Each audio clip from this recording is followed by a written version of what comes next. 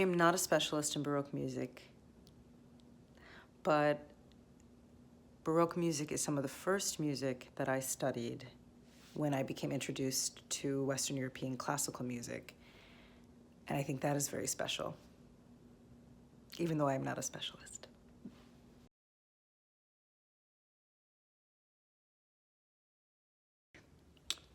I love the melodies. I love that it makes me want to dance. I love the virtuosity. And I also love the interplay and exchange between all the musicians.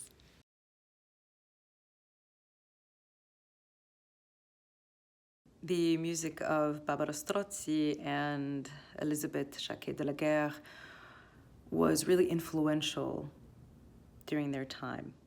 And they were also popular, these two women. So I just thought it was appropriate to include them on this program of like blockbuster Baroque pieces. And yeah, I honestly, I just encourage everybody to go online and look up their biographies because they're really interesting. And well, anyway, that's exactly what I did, and I fell in love with their music. So I hope everyone who hears their music and also reads about them feels the same.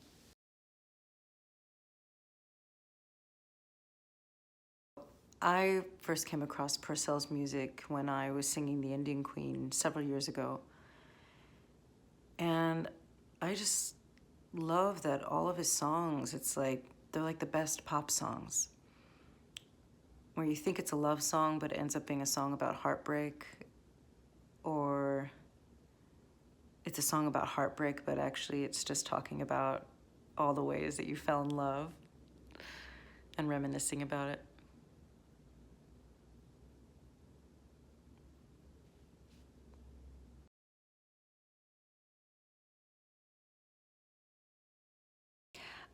I think the challenge is that it is so emotional and also so demanding musically and vocally.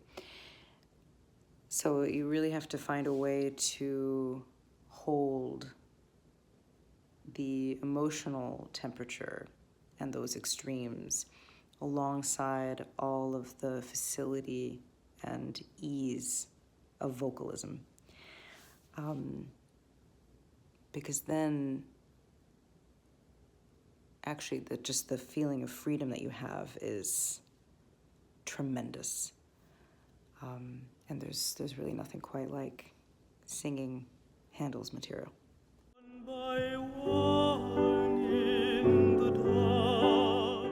My earliest musical memories of my dad, he died when I was young, but he had a very beautiful baritone voice, and he was singing spirituals and civil rights songs.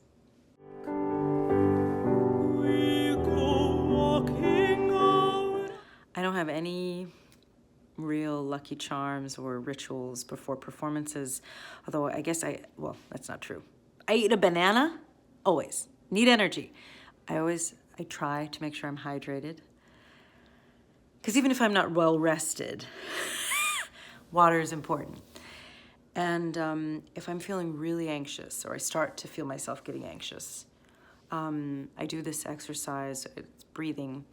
I inhale for 4 counts, hold for 4 counts, exhale for 4 counts, 3, 4, hold for 4 counts, 3, 4, inhale for 5 counts,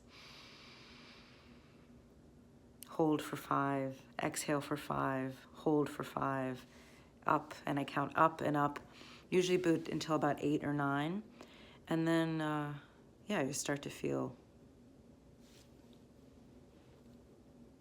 centered again, I guess. Yeah, that's my ritual.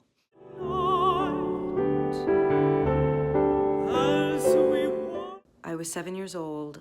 I had the role of the cow in the school play. I had one line, which was, "Here's a pen."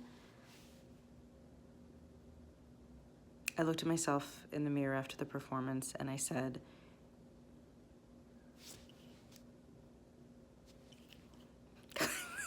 I didn't have glasses at this time. Anyway, I looked at myself in the mirror and I said, you are going to be a performer. And I am.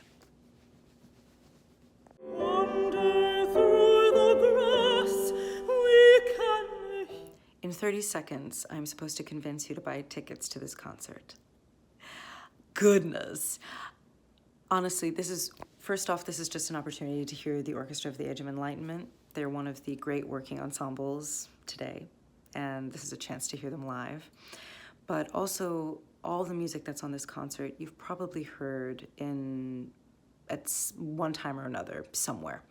And it doesn't matter whether you know the context of the material or not, it's just beautiful. And I think provides us with an opportunity to be swept away because it reflects on our humanity and also on our history. And that's what classical art is all about.